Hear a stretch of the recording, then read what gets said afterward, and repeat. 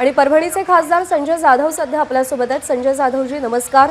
परिस्थिती सध्या नियंत्रणाबाहेर जाताना दिसतेय। सगळ्यात पहिल्यांदा काय आवाहन कराल परभणीच्या जनतेला? मी आंबेडकरी चळवळीतील सर्व माझ्या युवकांना मित्रांना नम्र विनंती करणार आहे की मित्रांनो, कालची घडलेली घटना ही अत्यंत दुर्दैवी आहे। ही समाजाला काळीमा फासणारी घटना आहे। त्या घटनेचा पहिले मी निषेध करतो, परंतु आता तो माथे फिरू पकडला गेलाय आणि त्याच्या पाठीमागे कोणती शक्ती आहे हे युवकांच्या मनामध्ये कुठेतरी असंतोष आहे की ह्याला कोणी मॉडिफाय केले का, त्याला कोणी पाठबळ दिले का, त्याच्या माध्यमातून काय अनुचित प्रकार करण्याचा प्रयत्न झालाय का, असं त्याच्या मनामध्ये मोठा संशय आहे। ते संशय दूर करण्यासाठी पोलीस प्रशासनानं तपासाची यंत्रणा ताबडतोब चांगल्या प्रकारे राबवावी आणि त्यातलं खारीतला शुक्राचार्य कोणी असेल त्याला शोधून पुढे आणावं। परंतु आता युवकांना मी एवढी या निमित्ताने विनंती करीन की बाबांनो, आता ह्या गोष्टी आता खूप झाल्यात। आपण जे काही केलंय आंदोलन, आपण प्रतिकात्मक रात्री केले, आज सकाळी केले, पण आता एक आंदोलन जरा वेगळ्या दिशेने जायला लागले असं मला वाटतं।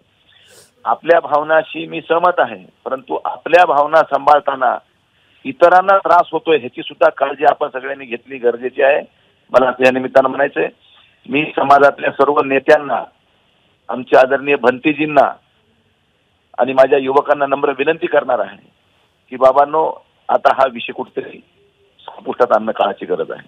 आंदोलन एका मर्यादेपर्यंत ठीक होतं, पण एखादी मर्यादा ओलांडून जर आंदोलन पुढे जात असेल तर ह्याच्यामध्ये आज आपल्याला काही वाटणार नाही, पण भविष्यामध्ये आपल्याला याचा त्रास होऊ शकतो। उद्या पोलीस कारवाई आपल्यावर होऊ शकतात। युवक नोकऱ्या करायचे, त्यांना शिक्षण घ्यायचे आणि ह्या माध्यमातून जर गुन्ह्यामध्ये जर त्या अडकवल्या गेले ते विनाकारण हाकणार युवकांचं नुकसान होईल।